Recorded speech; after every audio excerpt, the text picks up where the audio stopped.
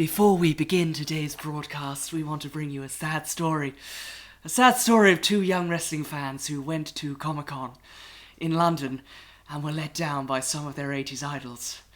These two idols, of course, being Brutus the Barber Beefcake and The Rock's own father, Rocky Johnson. The two young boys approached Brutus the Barber Beefcake and Rocky Johnson with the hope of engaging in conversation with them, but unfortunately received little response. The conversation went something like this. Tom said, "Hi, my friend's a really big fan and does a wrestling podcast. Are you interested in that? Can he talk to you?" To which Nathan said, "Ha ha ha ha, I've been watching a lot of your old matches, ha ha ha ha," before Brutus and Rocky Johnson simply walked on with little more than a "huh" in reply. So what we've got to say to you, Brutus and Rocky, is basically a massive fuck you to both of you. I'm now referring to you as Brutus the Bastard Beefcake Brutus, if you wanted to know.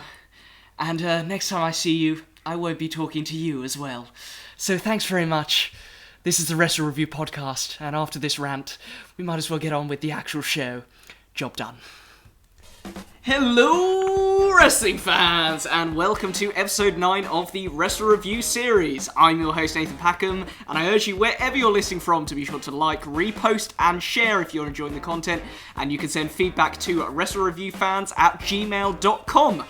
Don't forget, all other episodes are archived on the YouTube and SoundCloud page, so be sure to check those out as well. You can follow Wrestle Review on Facebook and Twitter. You can find us at facebook.com/WrestleReviewFans, or follow at WrestleReviewPC on Twitter. This podcast is also now a member of the OSW Podcast Network on www.piledriverwrestling.net. Join the OSW community to discuss and follow the show and to listen to the other great shows on the network. And I'm also joined today, he's making an appearance for what I think is his 3rd episode overall, CM Punk obsessed wrestling fan, Tom Sinden. As original as intro as ever. Yes, hello how are you everyone. doing? I'm good, how are you? Yeah, I'm good. I'm slightly shaken up by what happened at Comic-Con, but it was traumatic. I'm just trying to move on now, and by moving on, I mean that this week's episode looks back at the 4th WrestleMania event from 1988, come to you from the historic Atlantic City Convention Hall, which was known as Trump Plaza for this event due to Donald Trump's sponsorship and the adjacent hotel and casino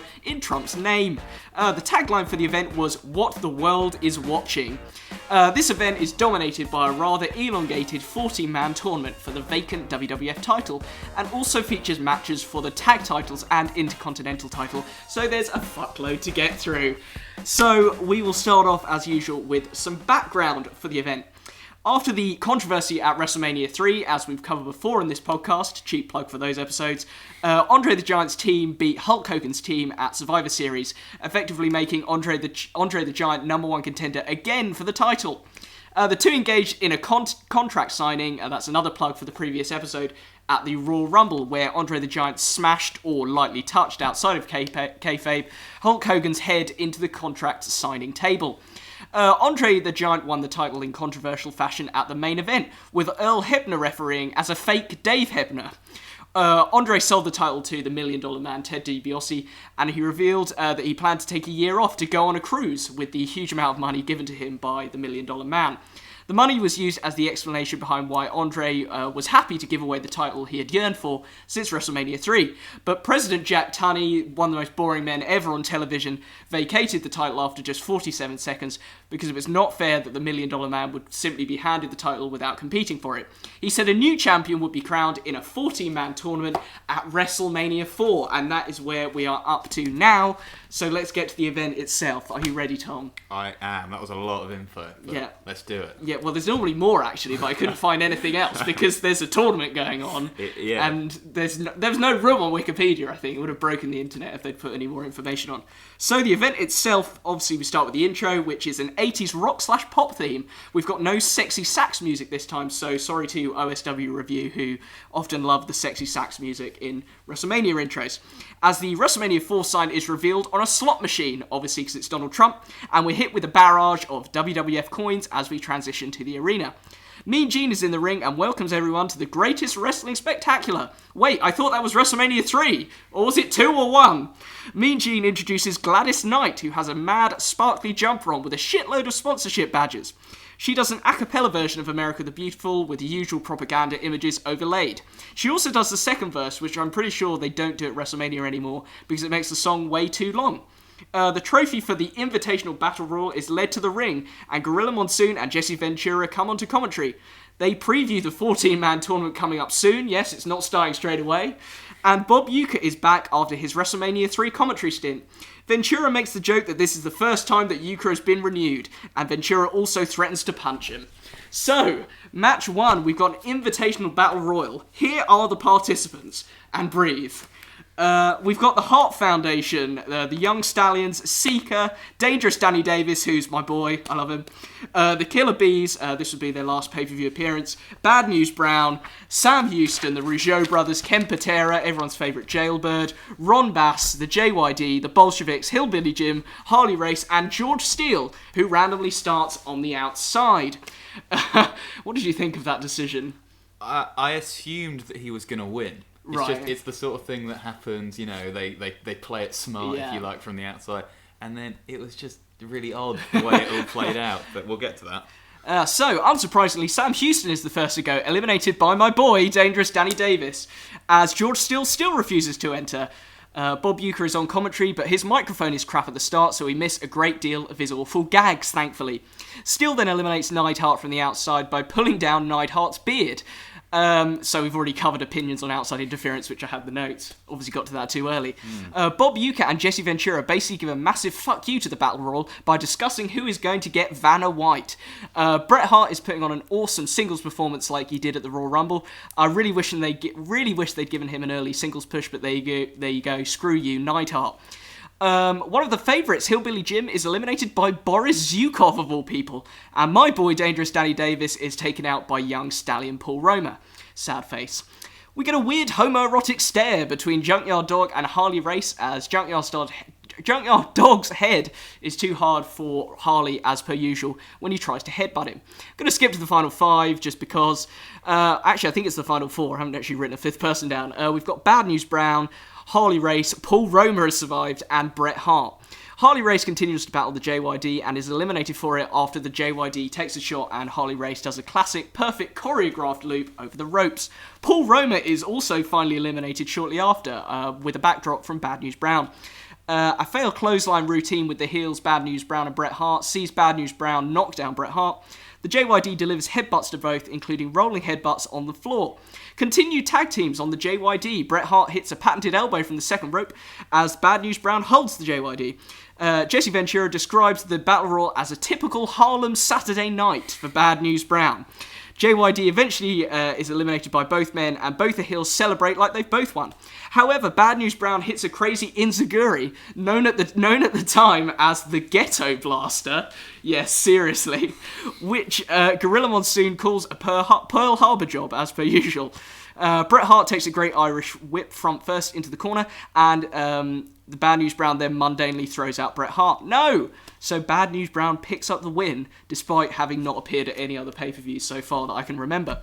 He prepares for the trophy celebrations with taunts, but Bret Hart comes back in, dropkicks him out the ring, and awkwardly tries to destroy the trophy with kicks before smashing it and throwing it towards Bad News Brown on the entranceway. So that's the end of match 1. I gave this 3 out of 5 stars. It was nice to see the roster get airtime. And it was fairly entertaining, I guess. Yeah, that's basically all I've got to say. And Bret Hart was awesome. I don't know what you thought. I agree with what you said. I gave it a 2.5. I thought it was a bit clustered at points. I was pulling for JYD, so I was a bit disappointed that he didn't win. You noticed that Nate said very little about George Steele because he had such a little part to play despite starting on the outside. I can't remember what happened to him. I think he just kind of went. They were like, all right, he's gone now. But yeah, I gave it a 2.5. I like the sequence at the end with Bad News Brown and with Bret Hart, but I kind of assumed there was going to be like this massive twist, and then it never really came to fruition, so I was a bit underwhelmed by the whole thing. Oh dear. Bob Uecker bails after this and carries on his creepy search for Vanna White. Ventura says he knows where she is, but is refusing to tell Uecker. Howard Finkel announces something about the tournament, but we can't really hear it, and the commentators fill in for him.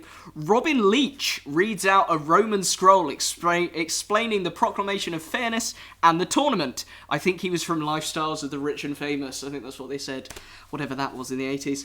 The tournament is declared open, and Robin does his shitty catchphrase from the said show. Match 2 then, the start of the 14-man tournament. Yes, this is only the start. Is Hacksaw Jim Duggan versus Ted DiBiase.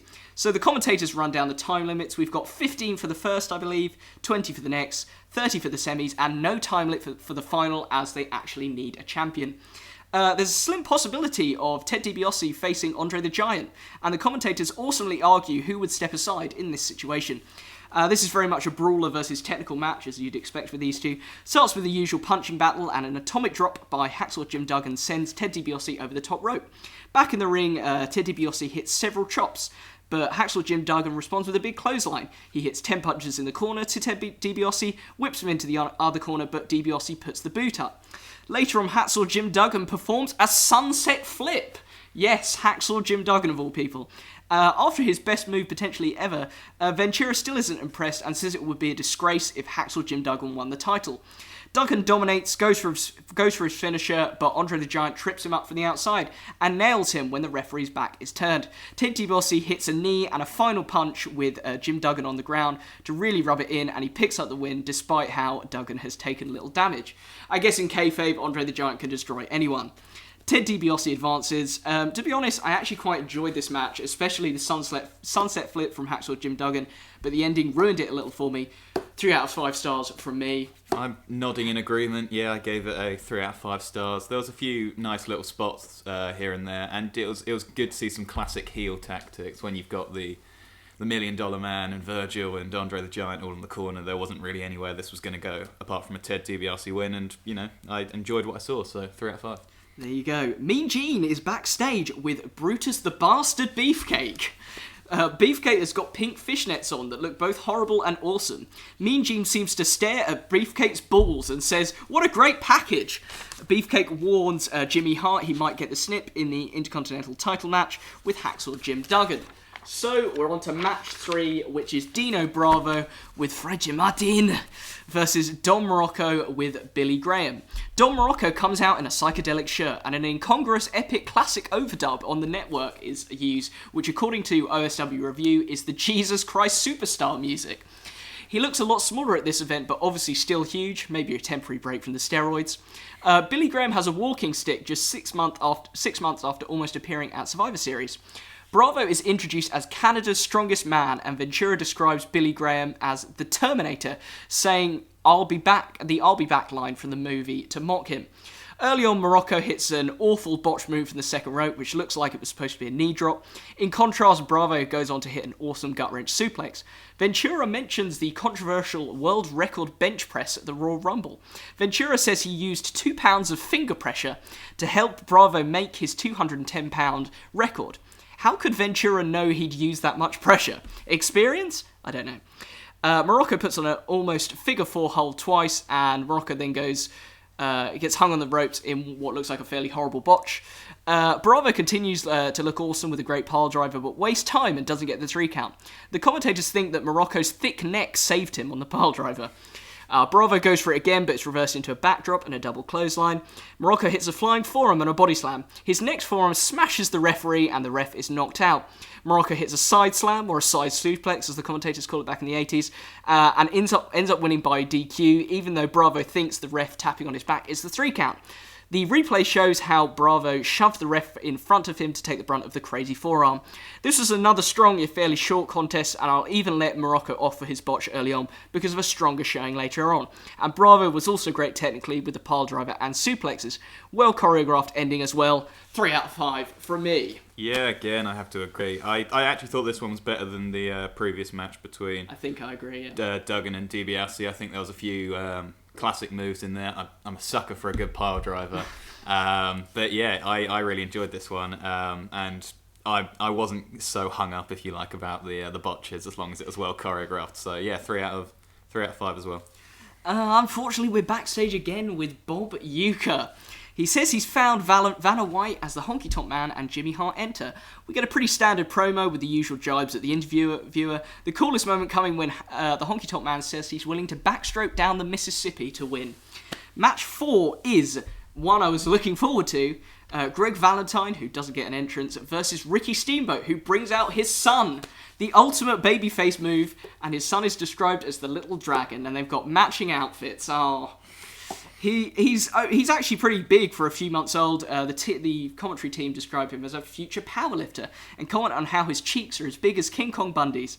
Steamboat lifts his son high in the ring, and the kid looks very scared at the massive humanity before handing his baby to his wife. The commentators say that these two could wrestle for 90 minutes, even though they have 15, and I'm sad this match will be so short. Steamboat hits his usual early arm drags and is described as the excellence of execution by Monsoon. But what about Bret Hart? Was Steamboat the original? Steamboat does a skinning of the cat, which is described by the 80s commentators simply as a power move. He then hits a dropkick as Valentine rebounds off the ropes, and Steamboat attempts a roll-up, but it just turns into a mega fail. Valentine dominates with gritty offense, a great inverted Totoma drop, and hits a massive clothesline. We get a quick shot of Donald Trump and his 700th wife Ivana, who are running the event in the crowd. Valentine seems to be going for a figure four, but instead decides to headbutt the midsection of Steamboat, and then goes for it, but he's sent to the turnbuckle, and the two exchange crazy chops in the corner. Valentine does several rubber legs routines, like way too many, his old, falling on the floor thing. Yeah. But each time Steamboat covers Valentine, he can't get the three. Valentine gains control again and hits a shoulder breaker along with a chop from the top. Steamboat prevents another figure four by grabbing the hair and chopping away again at Valentine before ramming Valentine's head to the canvas. Steamboat then hits a running elbow, and he hits a mega chop from the top rope but doesn't get the three. Steamboat grabbing his hair. He's reprimanded in the corner by the ref. That's actually a bit of a heel move. He goes to the top again, but his crossbody is reversed using his own tights for a 3 count by Valentine, and he advances. Gave this one 3.5 stars out of 5, slightly better than the other tournament matches so far, helped by the fact it involved two technical geniuses and how intense some of the battle was, especially the chopping. I wish it had been given 90 minutes that the commentary team had suggested. And just a quick note, this was the last pay-per-view appearance of Steamboat. Uber Republican, non-sympathetic Vince didn't like how he'd had time off to look after his wife and newborn, and so that was the end of their relationship. Yeah. I don't have a huge amount to add on this one, really. I agree with Nathan again. This might become a theme throughout the night. We do watch these independently, by the way, just to avoid any sort of swaying, if you like. But yeah, I agree. 3.5 stars, my match of the night up to this point. Everyone knows that Ricky Steamboat, whenever he gets in the ring, he's going to deliver. And Greg Valentine's often overlooked, but was very good in this match as well and contributed just as much. So yeah, 3.5 stars for me, and as good as it gets so far. There you go. Mean Gene is backstage with the British Bulldogs, their dog Matilda, and Coco Beware. We get another shot of Donald and Ivana again. Mean Gene interviews the three men backstage, and we're informed that Matilda the dog has been trained to hunt the Weasel Heenan. King Kong Bundy, Coco Beware, goes a bit crazy, and we're back for match 5 already. It's a very bizarre promo. And match 5 is the Hulk Hogan faker, Butch Reed, and he's got Slick in his corner. I say Hulk Hogan faker because of the tights. Versus Randy Macho Man Savage, finally, with Elizabeth. Potentially my favourite 80s wrestler against my least favourite. Savage and Elizabeth are in amazing blue costumes, and Butch Reed comes out to more shitty overdub music to prevent copyright infringement. Gorilla Monsoon believes that Savage has the endurance to win, and Ventura says he was the first to notice his potential. This was, of course, during Savage's heel run. Butch Reed dominates early on, but Savage stops him in the corner. Reed reverses a suplex and drops Savage off the apron a bit further on. Reed takes a shot at Savage from the second rope back in the ring. Reed goes up to the top again, but is caught by Savage, who throws him off the top, goes up himself, and hits his patented elbow for the 3 count. Yes, that's it. Savage advances with the 3 count, as Ventura suggests that Elizabeth distracted Butch Reed with her legs. So is Elizabeth simply a sexual distraction, or is there more to her? What do you think? Probably in the 80s, she was just... Yeah, I mean, there's a bit later on where they talk about who would you rather, if you could take your pick, Elizabeth or Vanna White. Oh, dear. Elizabeth, I think, was more seen as physically more desirable than in terms of any sort of mental mind games. But it's different time. different time. 30 years ago almost. Butch Reed. I gave this match 2.5 stars out of 5. Snore. Butch Reed barely hit an actual wrestling move except reversing the suplex, but obviously Savage was in the match, so it was still average. This was Butch Reed's last pay-per-view appearance for the WWF, thank goodness, as he went to NWA to team with Ron Simmons. How do you think Ron took the news when he heard he was teaming with Butch Reed? Am I meant to say, damn? Yes, you got it there. It's in the script there. Oh, okay. What good. did you think? I gave it a 3. It snuck a 3. Whoa. It snuck a 3. Whoa. It's just because you don't like Butch Reed. I really like Randy Savage. He might be in my top 3. Yeah, he's my number 4 of all time. He hit some nice moves. He got the crowd going. It's all about. I like good technical displays, but I also like a good connection with the crowd and good charisma. And Savage certainly brought that. So yeah, it's the very lower limits, but it snuck a 3 for me. I like 3 there. Bob Uecker is still looking for Vanna White backstage. He shows the program with them together and says he wrote a letter to her. Bobby Heenan comes in with the Islanders. They describe Matilda as a he, even though this is a classic British girl's name, unless Matilda identifies as a male, but I doubt a dog has the capacity to make that decision.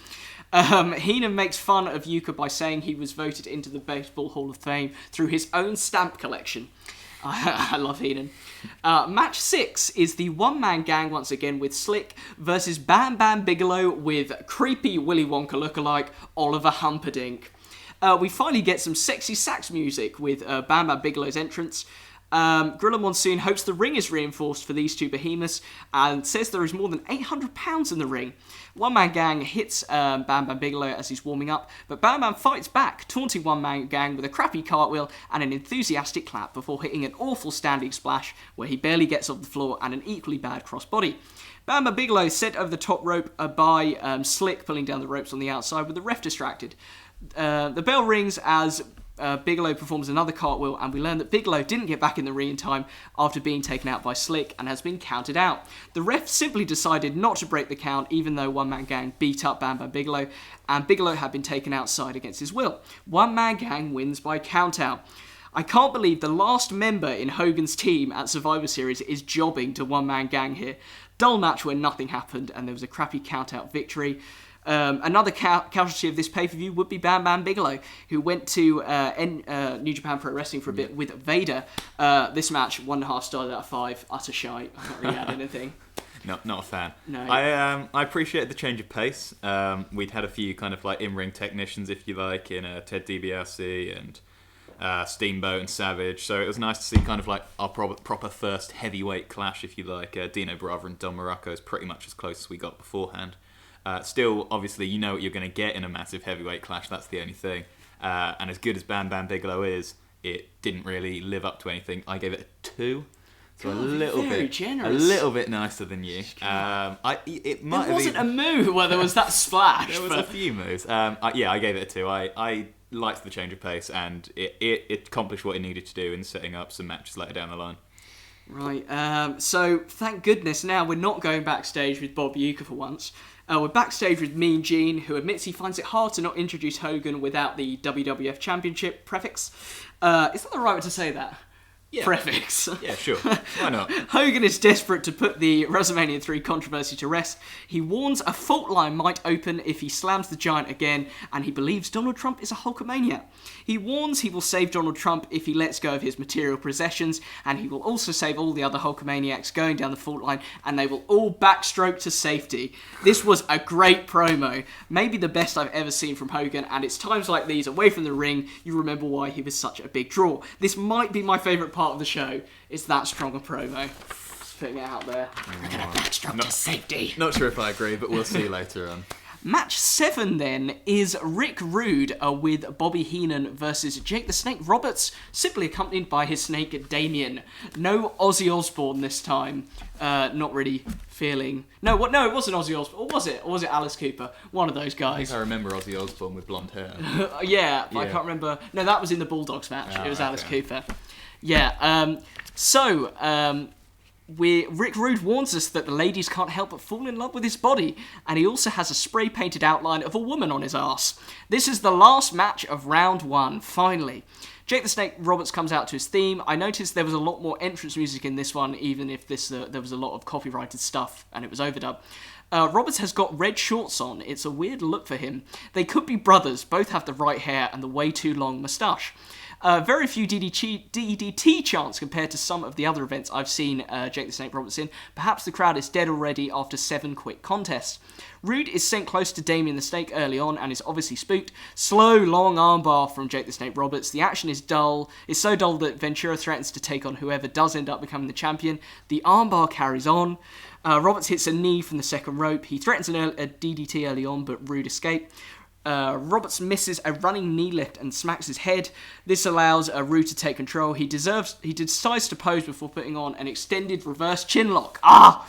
Ventura once again diverges from the action, saying he knows where Vanna White is, but can't tell anyone her room number. Rick Rude hits a shitty fist from the top rope before Roberts is too far away, but Roberts is too far away for full impact. His cover is too nonchalant to get a 3 count as well. We get a hilarious shot of Rude's face on the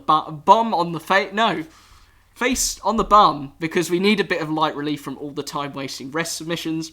Roberts hits a side suplex, but Rude managed to keep going with the bloody chin lock again. We even get boring chants, which is quite uncharacteristic for an 80s crowd. Roberts doesn't submit. He stuns Rude to get out of the hold. Finally, out of the hold, which reminded me actually of the Jake the Snake Roberts Stone Cold Steve Austin feud, which saw the birth of Austin 316 in '96. But whether we'll ever get to that on this show in 2073, who knows? Roundhouse's backdrop and a short clothesline from Roberts in preparation for the DDT, but he's prevented again as he's rounded into the corner. And an abdominal slam only gets 2 for Jake the Snake Roberts. Rude hits a back suplex and only gets a 2 himself. They both hit each other with the clothesline to rest again and waste time. Pretty clear how this one will end. Rude tries a pin again with his foot on the ropes, but this time only gets a 1 count. This is because the match is declared a draw after the time limit expired and both men are eliminated. Gonna be honest, only gave this one 2 out of 5 stars. Such a disappointment considering these two are legends of the business, and I was shocked that they could only think of boring submissions as a way to fill their 15 minutes. And why was it 15 minutes anyway? We've got so much to get through. Roberts chases Rude away with Damien as the one-man gang gets a bye into the next round due to the double elimination. What did you think? I think we have differing opinions on this one. Yeah, I mean, well, not greatly. I gave it a 2.5. Oh, again, okay. Slightly more generous. I thought you'd said you'd be more positive than that, but I must have misheard I've been more positive than you on the whole. Suppose, yeah. 2.5. Rick Rude and Jake Roberts, some of my favourite of the generation. And I was disappointed, as I'm sure anyone watching this with hindsight would be. I felt like the reason that they probably went for the 15 minutes was to try and keep these two inseparable, because I often see these two are kind of a similar level. A little side note, when Nathan was saying about the bum on the arse, that was on tights. He's not just going full commando. It's not that sort of show. It's a family show. But yeah, I gave it a 2.5. There was a lot of rest holds, a lot of time wasting to try and kind of drag this one out. But I think that the reason that this had to happen the way it did, and the previous match had to happen the way it did, was to give a one-man gang this bye, so that we're going to have a heel versus... Why him? Well, we're going to have a heel versus face-off, if you like, in a little bit. And if Bam Bam Bigelow or Roberts had gone through, then obviously we would have got face versus face, which WWE or WWF tried to stray away from at this period. So, yeah. Mean Gene is at the tournament board with Wheel of Fortune's Vanna White, who says she has no idea who Bob Uecker is. I feel sorry for Bob. She backs Hogan against Andre. The other matches are going to be Ted DiBiase versus Don Morocco, in which Vanna White says she doesn't like how $1 Million Man bribes people. Welcome to wrestling, Vanna. Valentine against Randy Savage, which should be good, as Vanna White comments that she likes the lady behind Savage, clearly with little idea that she's called Elizabeth. And as previously mentioned, the one-man gang gets a bye straight to the semi-finals. Match 8, which is a non-tournament match. Why? It's Hercules versus a very green Ultimate Warrior in this non-tournament match. Warrior runs awkwardly to the ring. He's still very, very inexperienced at this point, like he was in the Royal Rumble, and he hasn't perfected his classic running routine yet. Early test of strength, shockingly, from these two muscle men. Ultimate Warrior hits some chops in the corner before Hercules responds with 3 clothesline, finally getting Warrior over on the 3rd. Warrior responds with his own clotheslines. So much technicality here. Nah. Ventura questions Ultimate Warrior's tassels as Hercules dumps Warrior over the top. Fisticuffs on the outside, Hercules is rounded into the steps. Back in the ring, Warrior hits 10 punches in the corner to get over as a face, but this is reversed into an atomic drop by Hercules. Hercules tries to get the full Nelson on, but can't lock the fingers as per usual. Warrior climbs up the top and tries to escape. Both of them fall with their shoulders down, but Warrior gets his shoulder up before the 3 to pick up the win. Gave this one 2 out of 5. Very dull, lack of technicality, and a waste of time, except for trying to get the Ultimate Warrior over, since the tournament deserves more time. Hercules tries to choke the Warrior, but Warrior gets out of it and swings Hercules' chain around madly. What did you think? This was the closest match for me to cool in terms of where I fell on the 2.5 spectrum. Right. I've just fallen on 2.5. Whoa. Normally I'm the more positive You are one. normally the most positive. I don't think you had your Weetabix that morning when you were watching it or something. I think I was just like, match A, ah! Yeah, we are. Well, we're about halfway through at the moment, aren't we? There's not really a huge amount to say. Hercules Ultimate Warrior being non-tournament was a bit of a drag, but like Nathan said earlier, we're just trying to get the Warrior over at this point. I quite like the smart finish of Warrior getting his shoulder up and Hercules not managing to do so. I've almost got kind of a King of the Ring vibe sort of going for me at the moment with the way this tournament's set up. Yeah. And that's having watched, I don't know how many matches we're in now, about 4 or 5 tournament matches in a row, and then straight into a non-tournament match. It kind of threw the whole thing off a little bit, but it just very, very marginally fell on the 2.5 for me. So we skip to a Hulk Hogan Andre the Giant preview and then get a shot of Sugar Ray Leonard, who's in the crowd. So the history package for Andre and Hogan, as we've heard many times before. Andre leaves the trophy ceremony on Piper's Pit and in a later episode challenges Hogan for a match for the title at a WrestleMania 3 before ripping his shirt. WrestleMania 3 match controversy. Does Andre get the 3 at the start? $1 Million Man tries to buy the title off Hogan, but Hogan responds with a hell no. Andre chokes out Hogan and joins with the $1 Million Man with a promise of delivering the belt to him. Andre wins the title at the main event in controversial circumstances as Hogan's shoulder was up. Turns out a fake Hebden was used and the title is vacated by Jack Tunney after the $1 Million Man was given it despite not truly winning it. So match 9, the big one, supposedly, is Andre the Giant with the $1 Million Man and Virgil versus Hulk Hogan. It seems that Vince McMahon moves the curtain as Hogan comes out after a fairly long delay. You've got to love a Vince botch. Hogan does look weird without the gold, I've got to say. Andre attacks before the bell, hitting the usual headbutts, chops and punches. Hogan gets back into it, delivering a double noggin knocker to Andre the Giant and the $1 Million Man. Andre is tied up, and this finally gives Hogan a chance to remove his shirt after the early beatdown. Andre finally goes down, but too early, as it looks like Hogan was planning another hit when coming off the ropes. Hogan hits some elbows, but Andre begins to choke him after Hogan attempts a pinfall. Andre sits on Hogan and chokes him again. He also gets a submission, but Hogan isn't out for the 3 arm drops. He clotheslines Andre in the corner after some punches. Virgil distracts the ref as the $1 Million Man hits Hogan with a chair. Hogan hits Andre with a chair, and the ref sees it in plain sight, but doesn't disqualify Hogan. Andre then hits Hogan with the chair. The bell is rung for a double DQ, even though Hogan should have been eliminated as the ref saw it first. Hogan gets the chair again and knocks Andre down. Monsoon describes this as Hogan knocking down the tree. Virgil is suplexed weirdly by Hogan's on the outside so that Hogan doesn't have to land on the concrete, and Virgil also tries to land on his feet to prevent a bad back injury. It's officially announced that both men are double DQ'd, but Hogan slams Andre anyway, which doesn't create much fanfare as it did in their iconic contest at WrestleMania 3. I gave this one 2 out of 5 stars. It was lacking the significance of WrestleMania 3 to merit any more than this. A lumbering match with awful chair shots for a double DQ finish. So what did you think? Yeah, I'm just trying to figure it out in my head what kind of happened. I would say that this was probably my worst match of the event. Whoa. I gave it a 2. So, considering how generous I've been for this, that's pretty low. Yeah. I'm trying to figure out. DiBiase hits Hogan, so Hogan should have won by DQ, but then the ref missed it, and then Hogan saw the ref saw Hogan use the chair, so Hogan should have been DQ'd, and then Andre used the chair, so Andre should have. It's all happening. And yeah, it didn't do much for me. This was a classic example of two stars being bigger than the title, not needing the title necessarily, despite how weird they may look without it. And yeah, I wasn't really feeling it, to be honest. We didn't really get much going. It was never going to work well for several reasons. One, this is the third time they faced each other. Yep.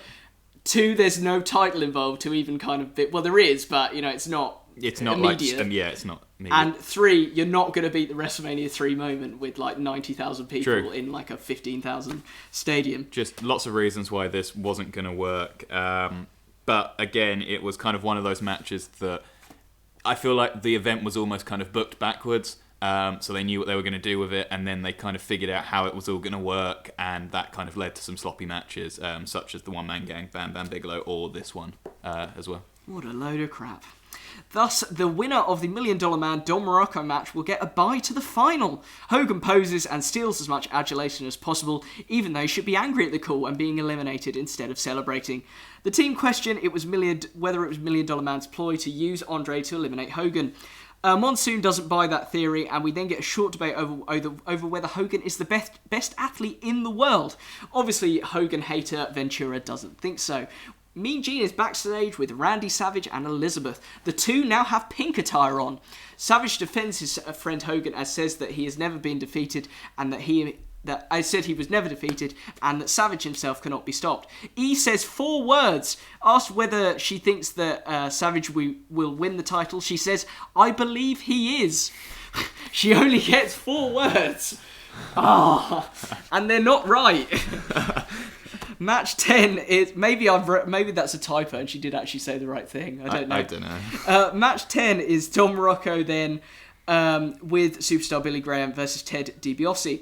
Morocco seems to get a different overdub music for this section, but I could be wrong, and DiBiase simply walked down the aisleway to booze and no music. Virgil is not around after the injury he suffered from the botched suplex.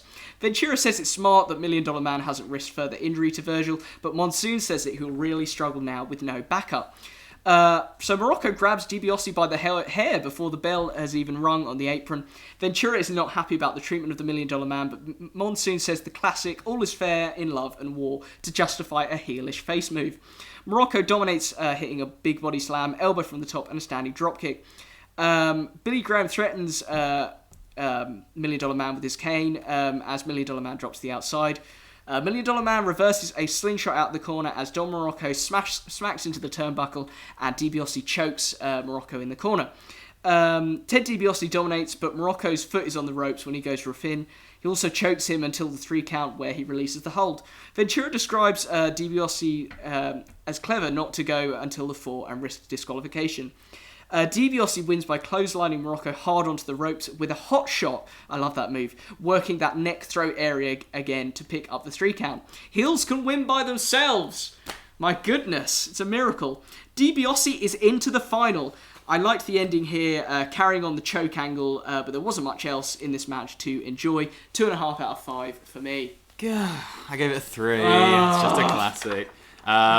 The end for me was really interesting. I haven't watched quite as much of this stuff as Nathan has, obviously, because he's been doing a lot more of the Wrestle Review. But the end, for me, I hadn't seen that move, I don't think, before. And if I had, I'd forgotten it. So when it happened, I was like, oh, man, that was really cool. People sometimes do it now, but not as a finisher. Yeah, you don't often see it as a... Yeah. And you see that a lot.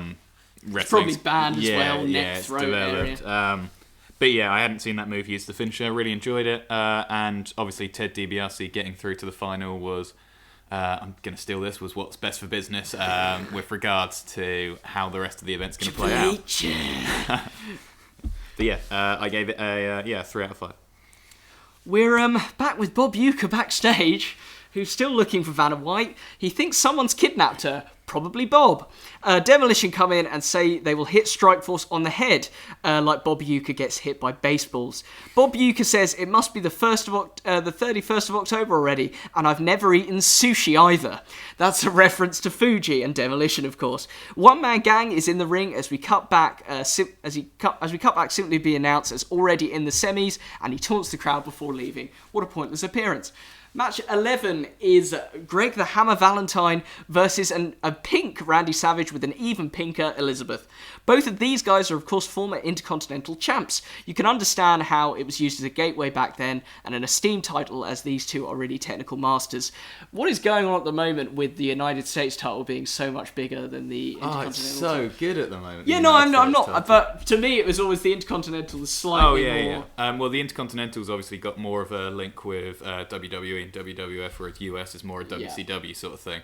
So I imagine, I don't know whether this is true, but in my head it's kind of the inner politics of Vince, like, oh, we'll always kind of make the Intercontinental the one slightly above the US, even though they're meant to be on the same level. It's a bit like towards the end of the WWE and the World Heavyweight split titles, that the WWE title was always the one, and the World Heavyweight was kind of used a bit more to launch people into the main event.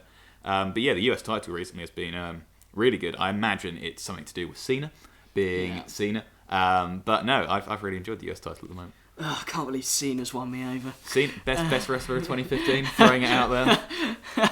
So, yeah, let's get back to the pay-per-view before we diverge too much. And I have to kind of say that I like Cena now. Valentine goes up top very early on just to land an elbow before hitting a standing elbow, doing his usual and pointless wind-up motion. Valentine hits a patented shoulder breaker. Both men end up on the outside as Valentine hits knife edges to Savage on the apron, rams him into the barricade, and also elbows him on the apron. Valentine works on the leg for a figure four, but Savage gets to the ropes to prevent a full lockage. Savage has had literally no offense up to this point. Valentine performs a lovely delayed suplex on Savage. He falls hard on his arm, and Valentine follows this up with a backbreaker. Savage, where are you? Savage gets some adrenaline back at last, hits an axe handle from the top, but breaks... hang on, where are we? What am I saying here?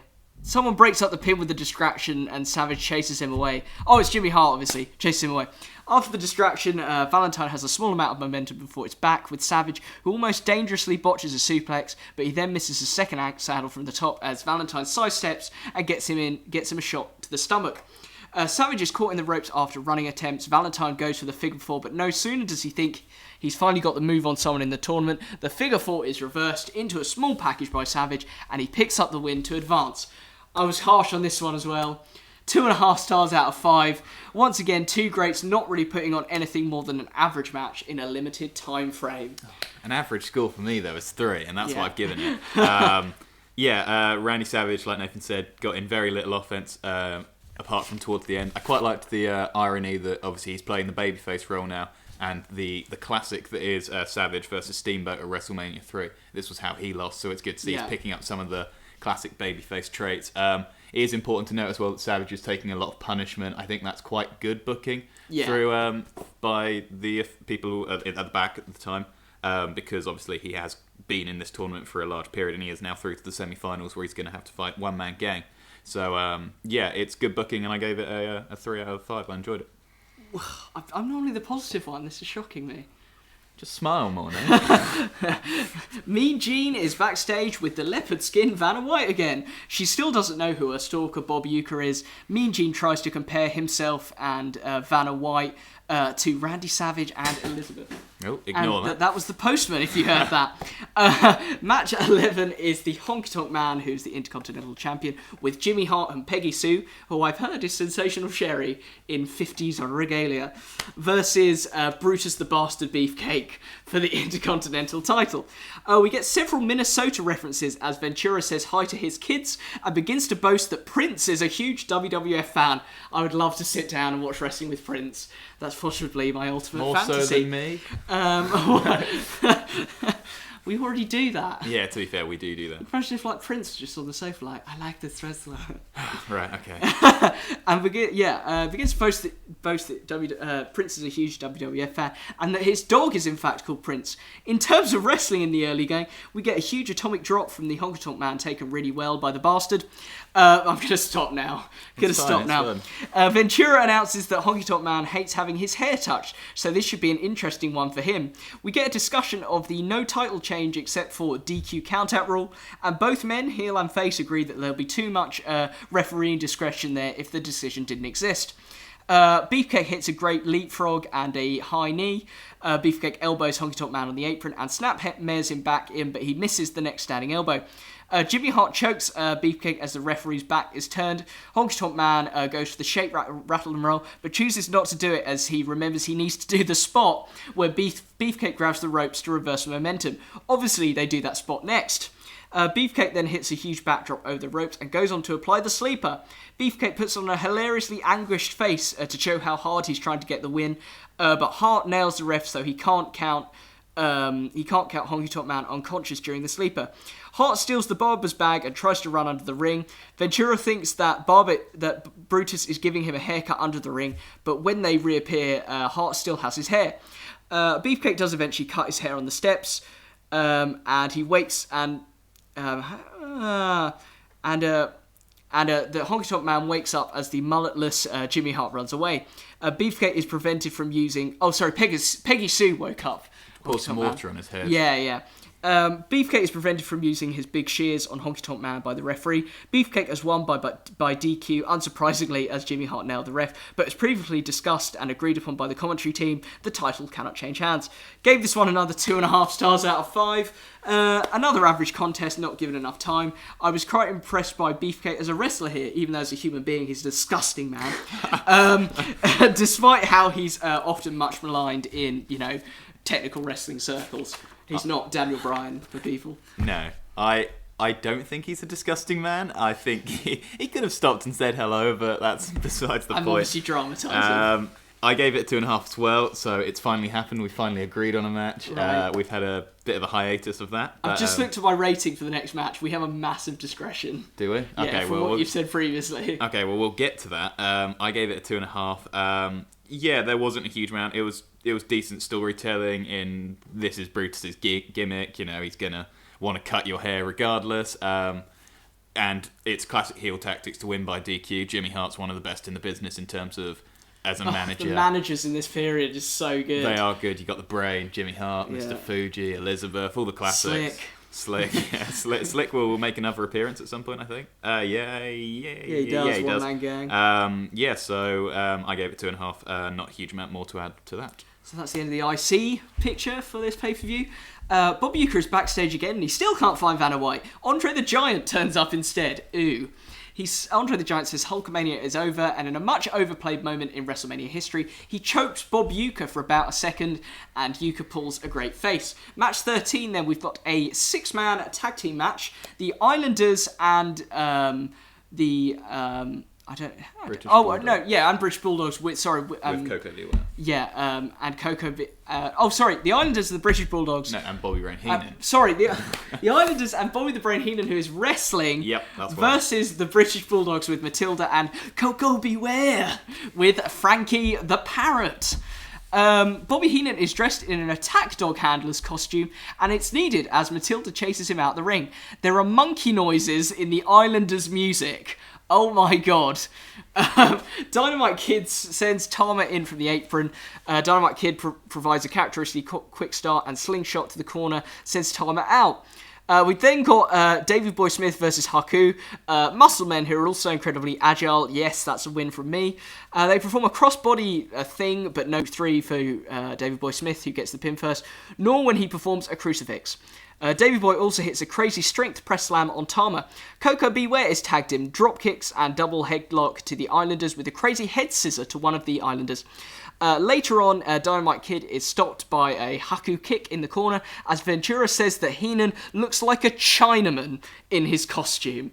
So then Bobby Heenan is finally tagged in. He takes a few cheap shots to Davey Boy Smith. He's pushed away by Davey Boy and Heenan gets out of the way and tags in Tama. Ventura suggests that Matilda has marked her territory outside by pissing on the ring post. Heenan comes in again and hits some really cheap kicks and punches to Coco Beware. Monsoon thinks that Heenan might even have kicked out one of Coco Beware's teeth. I mean, really? He also suggests the hard parts of Heenan's suit is a danger to the other wrestlers. But Ventura is sure that this was double-checked by the dictatorship president and king of dullness, Jack Tunney. Heenan takes a great front turnbuckle smash in a Bret Hart-esque manner, and his shoulder is also rammed into the ring post. The match breaks down, the Islanders hit a slam, and they then splash Heenan onto Coco Beware to pick up the win. Heenan has won for his team. I only gave this match 2 out of 5 stars. Virtually nothing of note happened here except set the spots with Heenan, even though Coco Beware impressed me slightly more than he might have done, and these two teams are normally way better than this. What did you think? Well, yeah, Nathan's not wrong when he says that we disagreed. This might have been my match of the night. Jeez. I love classic tag team wrestling. This did feel like a match which Teddy Long would have thrown together at the start of the SmackDown period of Holla. 2011, 2012 sort of time. It's gonna be Zack Ryder. There's Dolph Ziggler, Jack Swagger, they're always getting involved. Santino as well was another classic. Yeah, no, I really liked this. I was impressed by Bobby the Brain. Yeah, I'm always impressed with Bobby the Brain. Not gonna deny that. Regardless of both in promo and in wrestling abilities, obviously. He's a little bit older than the other guys, so, you know, I was impressed. I liked the finish. I thought the finish was quite clever. He's not a small guy, the Brain. And the fact that they lifted him up and dropped him as, like, probably about 6-7 foot in the air, dropped him down onto, I can't remember who took the pin, sorry. I think it was one of the Bulldogs. But the only thing I didn't like about this match was the reffing. As such, the ref, it kind of all broke down, as it always does with six-man tag matches, and everyone was in the ring at one point. I think the Brain might have been knocked out in the corner, but everyone was in the ring at one point. And the ref decided to try and remove the Bulldogs and Coco Beware team from the ring. Obviously not the person who's tagged in, but avoided the heels, which didn't really make a lot of sense to me. But I enjoyed it. I thought there was some good moves. Nathan's mentioned a few of them earlier. There was a cool crucifix. There was some head scissors. I thought it was good. I thought it was a good technical performance. So I think it was as good for me as Greg Valentine versus Ricky Steamboat. And it had a bit more time to work, I think, than the other one. So I liked it. You woke up on the right side of bed. I did, yeah. You woke up so on the right side of bed. So yeah, after the match, Bobby Heenan is chased by Matilda, who is awkwardly thrown on top of Bobby Heenan, even though she clearly doesn't want to be. She's a cute bulldog, not a vicious dog. God, show the Brits some, I like that she was trained to attack the Weasel Heenan and then spent the entire match sitting on a corner as well, pissing away. Even though he's right there. I don't get how they ever expected that one to work unless they really trained that dog. I mean, they try and say bulldogs are vicious, but they're just grumpy and just not, especially not Matilda. I don't think they let her into a ring of 30,000 people. She was particularly dangerous. Ventura is randomly introduced to the crowd from the commentary position high on top of Trump Plaza, and he does some posing with no guardrail to protect him from a gazillion drop fall, if he was to take a wrong step. Ventura gets a way too big a pop for how mundane the whole segment is, and Monsoon describes him as a movie star before commenting on how huge the fall would be, saying he'd be out of everything if he took a few steps forward. The $1 Million Man is in the ring like the one-man gang was earlier, so that they can announce his bye to the final, and so he can taunt the crowd to build heat for the main event. Match 14 then, the semi-final, of which there is only one, is the one-man gang with Slick versus Randy Savage with Elizabeth. Black outfits now for Savage and Elizabeth. I love their costume changes throughout this whole thing. In the early going, one-man gang hits some slow shots along with a body slam and a cover, but Savage gets his foot on the ropes to prevent the early nightmare of one-man gang versus the $1 Million Man. Another body slam by the one-man gang, but he misses a splash. He also misses a run into the corner and is caught in the ropes. Savage hits a double axe handle, but he can't slam the one-man gang, obviously, and the one-man gang chokes him. Slick almost slaps Elizabeth on the outside. You might as well throw a bit of domestic violence into the racism, sexism, and homophobia of WWF in the 80s. What? Slick... Well, I didn't see any of that. Not in this event at all. Slick's cane is thrown in, and the one-man gang hits Savage with it to get stupidly DQ'd. He keeps missing with the cane comically and in subsequent attempts as Savage rolls away. Savage wins by DQ and is into the final to face the $1 Million Man Ted DiBiase. Savage hits a double axe handle from the top post-match, sending the one-man gang tumbling down, and he squashes Slick for good measure. This was shit. 1.5 stars out of 5. Worst match of the pay-per-view easily for me. Savage was never going to be able to show much ability against the heelish, lumbering, and downright atrocious one-man gang. No, but tell us what you think, Nick. What did you think? Yeah, it was. I gave it a 2. So a bit nicer than you.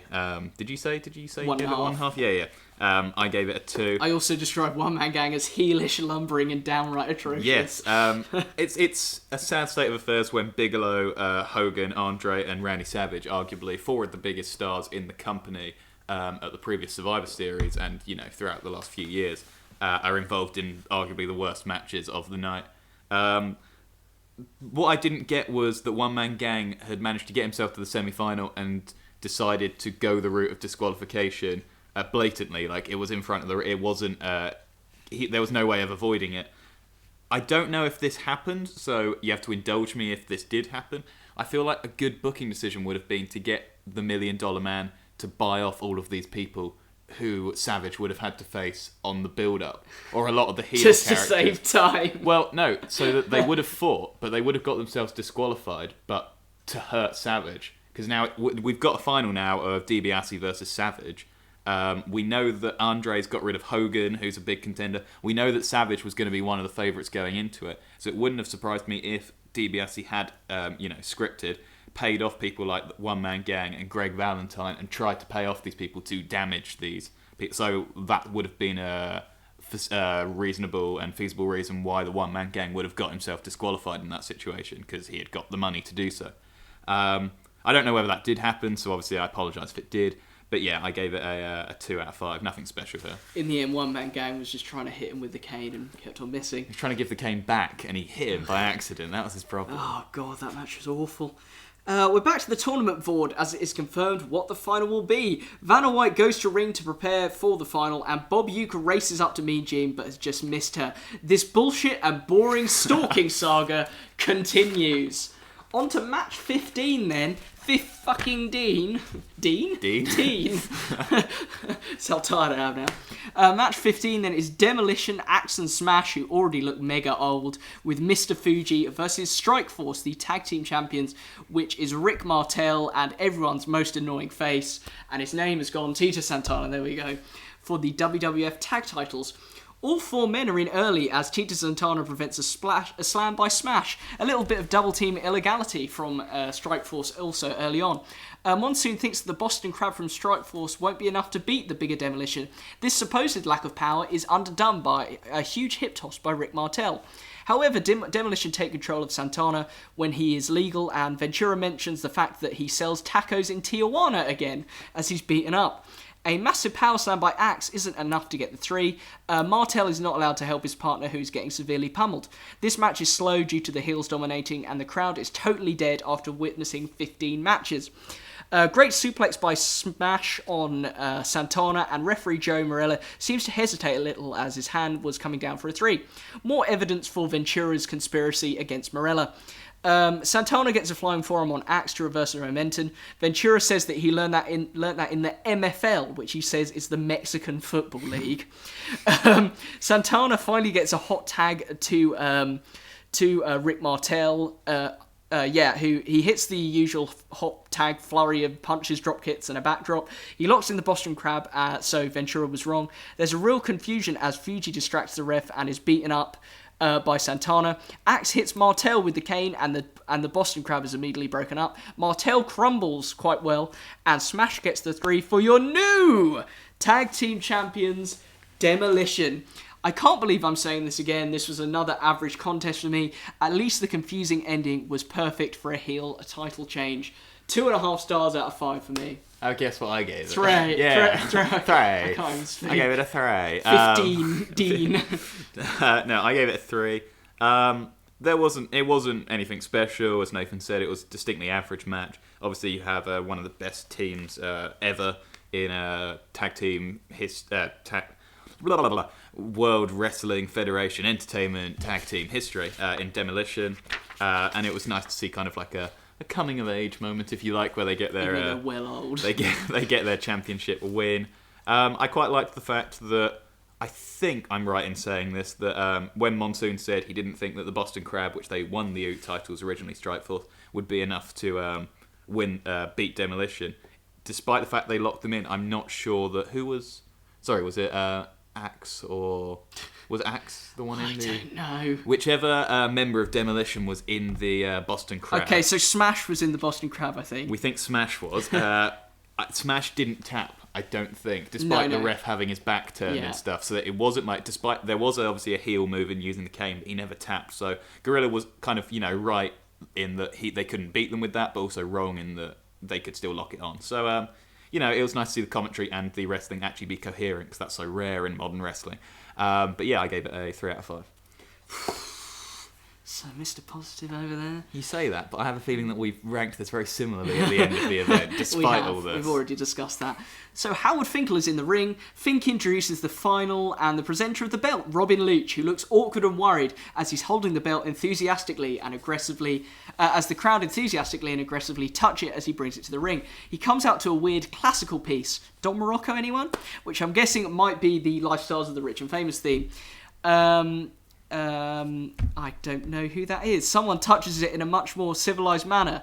Who cares? Bob Uecker is the guest ring announcer, and he gets a hilarious cheap synth comic version of "Take Me Out to the Ball Game" as his entrance theme. Donald Trump touches it in a civilized manner. I was like, DT. DT, who's that? He shakes Trump's hands and Finkel's. The guest timekeeper is Vanna White, and Bob Uecker can't contain his excitement. It's finally over. The angle is over when she gives him a kiss.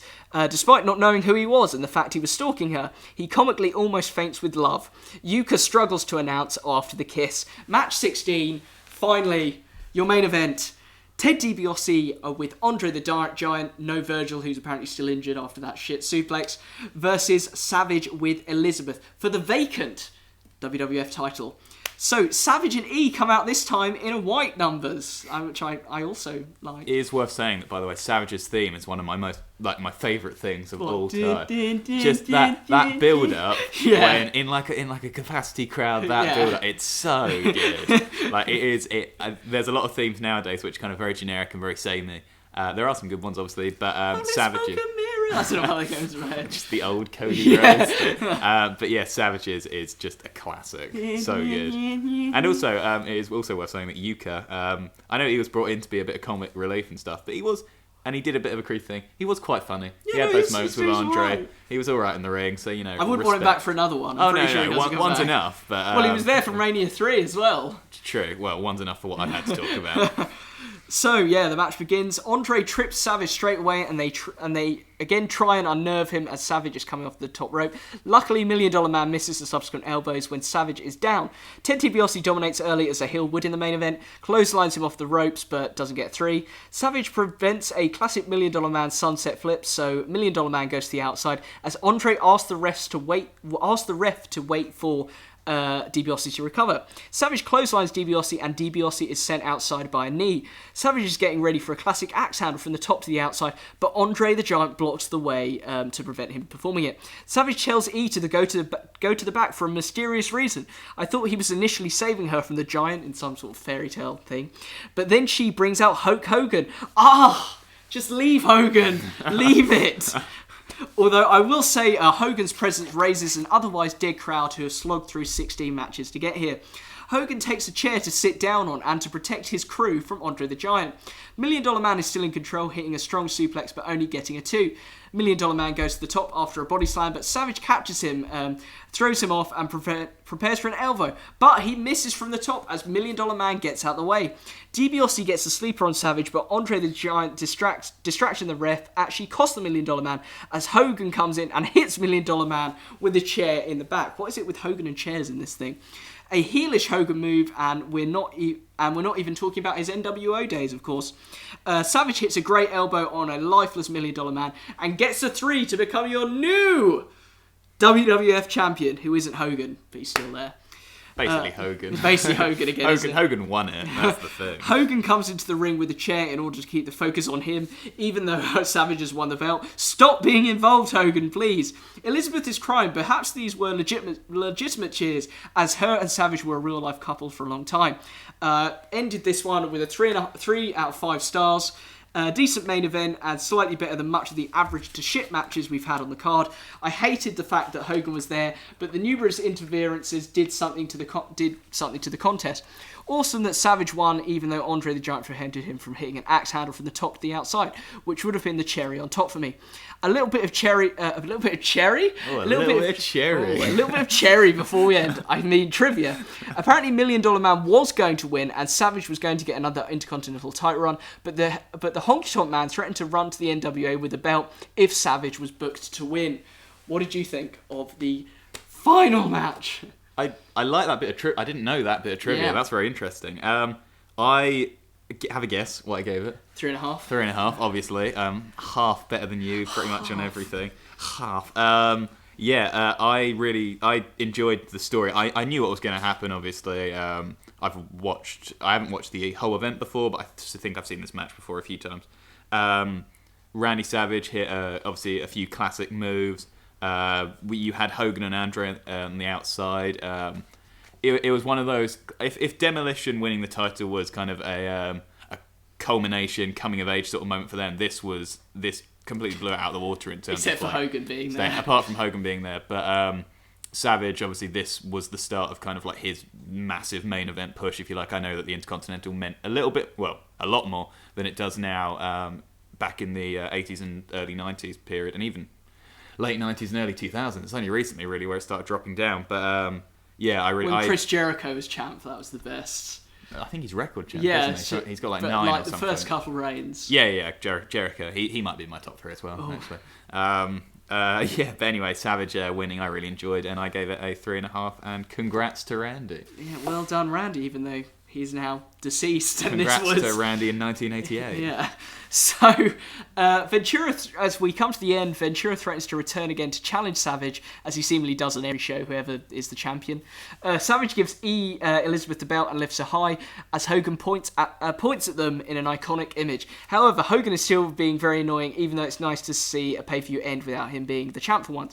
It's interesting to note that he lost at Survivor Series and was eliminated quite early here. He also got his head slammed into the table at the Rumble, lost the title at the main event, and is now just a spectator, although an annoying one, in the Randy Savage story, after being eliminated in round 2 after receiving a bye in the first round, just because it was Hogan Andre 2.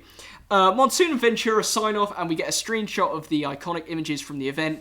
Hogan pointing at Savage with Elizabeth holding the title on his shoulders. Oh, that was nice.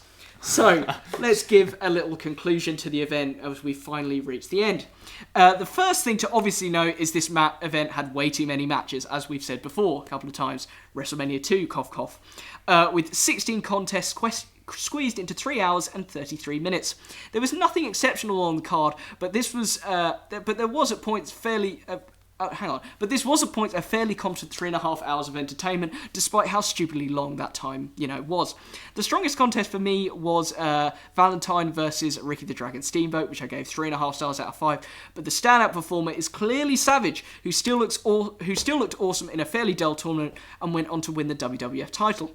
I was disappointed in Rick Rude and the stupid amount of submissions in this match with Roberts. A similarly poor showing from the Royal Rumble from Rick Rude, where he faced Ricky Steamboat in a submission-heavy long match. But the worst performance for me was the one-man gang, who produced a lifeless, lumbering display against both Bam Bam Bigelow and Randy Savage in his 2 matches, and he even got a bye at one point. I gave this event a 6 out of 10 rating. It's probably on an awful par with WrestleMania 2 in terms of wrestling, but the whole show is much smoother and an entertaining watch, more than the clusterfuck of what WrestleMania 2 was with all the technical problems. What did you think?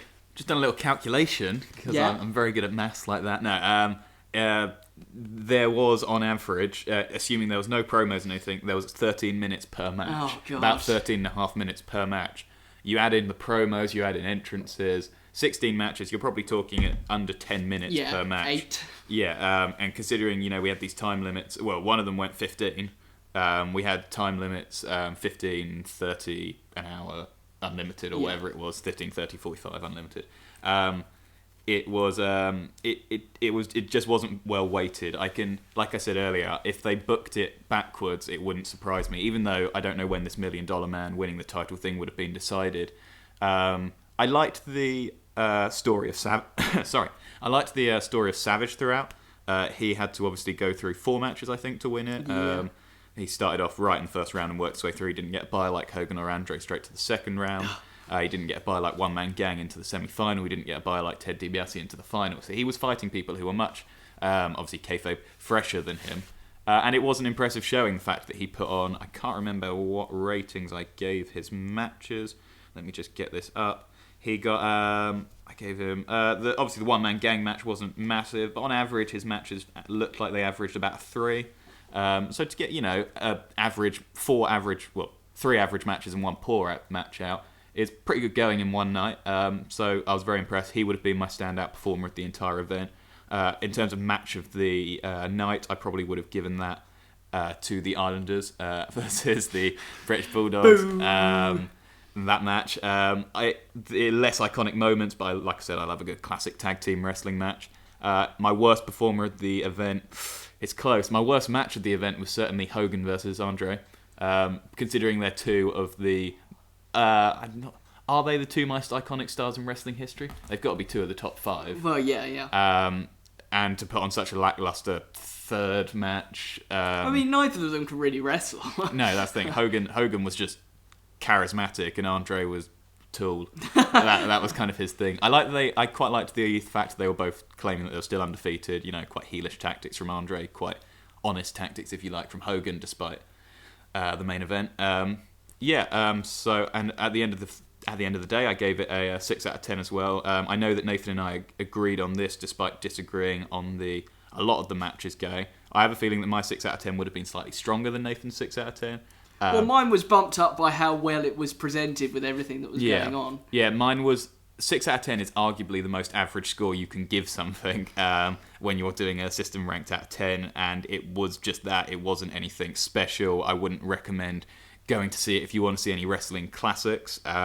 Don't watch the wrestling classic as well. Don't watch the wrestling classic if you want to see any wrestling classics. But it was still enjoyable, and it had some good moments in it, and obviously the ascent of Randy Savage to the main event. So yeah, I enjoyed it. 6 out of 10. Right, we have concluded. A little bit of aftermath before we sign off. So, 18,165 fans were in attendance. Quite a conservative number for WrestleMania, and the WWF bumped it up a little by saying it was 19,999. Does Vince ever do official figures? I don't know. I've heard that 4 million people watched on pay-per-view, but I'm not sure if this is actually true. Maybe Vince has control over the internet as well.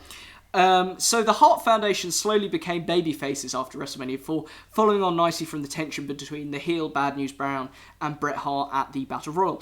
According to Vince, it was decided to turn Hart face after he started receiving the most fan mail out of any WWF wrestler. That's impressive with Hogan there.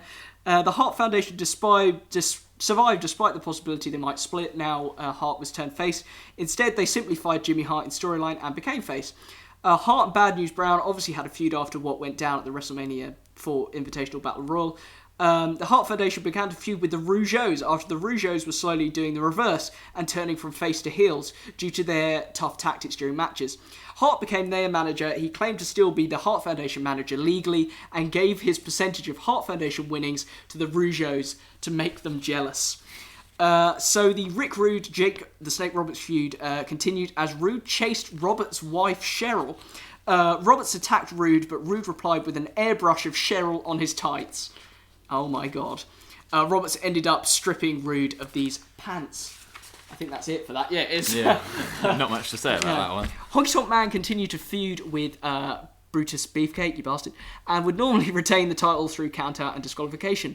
Beefcake was granted a last chance to win the title at SummerSlam, but got attacked by Ron Bass, the Outlaw, and was out of action for the event. Thus, a mysterious opponent would take on the Honky Tonk Man at SummerSlam, and we'll have to wait for the next episode to find out who that is. Demolition and Strikeforce carried on, and the British Bulldogs were also feuding with Demolition. Demolition Strike feud ended when Rick Martel was injured through repeated Demolition decapitation moves. You would be if it was a decapitation. Martel was actually helping his wife through illness outside of storyline. I wonder how Vince took that one. Thus, the Ultra Faces, the British Bulldogs, and the Young Stallions became the main challengers to Demolition's gold. And then, in terms of what happened after the main event, Savage defended the title regularly against the $1 Million Man and the One Man Gang. God, I'd not want to watch those matches. Hogan took a leave of absence and wasn't in the title picture because he was filming the movie No Holds Barred, something I'm hoping to review later on in the series. Andre the Giant was in a feud with Hacksaw Jim Duggan briefly after Andre the Giant's interference in round 1. Hacksaw Jim Duggan confronted Andre the Giant after he beat up a jobber, resulting in Andre choking out Hacksaw Jim Duggan, but Duggan grabbed his 2x4. But the $1 Million Man Andre the Giant partnership was reformed, and they were back in the title picture when they attacked Randy Savage on Superstars of Wrestling. A tag team match was set up for the new SummerSlam pay-per-view. It will be Randy Savage and Hulk Hogan, the Mega Powers, versus the $1 Million Man and Andre the Giant team known as the Mega Bucks. So, yeah, that's coming up next, so stay tuned. Well, not straight away. You're probably bored of us rabbiting on already. That's a wrap for today, guys. We're going to be coming in at about 1:13:14. My goodness. Thanks for listening in to this edition of the Wrestle Review podcast, looking back at WrestleMania IV, an average show with average matches, which went on way too long, but was slightly better entertainment and better running-wise than the disorganised shitstorm that was WrestleMania II. It was nothing on WrestleMania III, though. Remember to like and subscribe if you're tuning in from YouTube, repost and share on SoundCloud, and please send your feedback to the email address WrestleReviewFans@gmail.com. Don't forget to listen in to the other awesome shows on the Piledriver/OSW podcast network. Next time, we'll be looking at SummerSlam 1998. As I've already mentioned, this event features the Honky Tonk Man facing a mysterious challenger who would go on to become a wrestling legend, and also the Mega Powers against the Mega Bucks. Thank you very much to Tom for joining us for this one. Thank you for having me. It's been a pleasure as always. We are knackered, I need some toast or something. Go put the toaster on. So, we will see you later. Thank you again, Tom. And bye-bye now for wrestling fans. Catch you later. Bye-bye.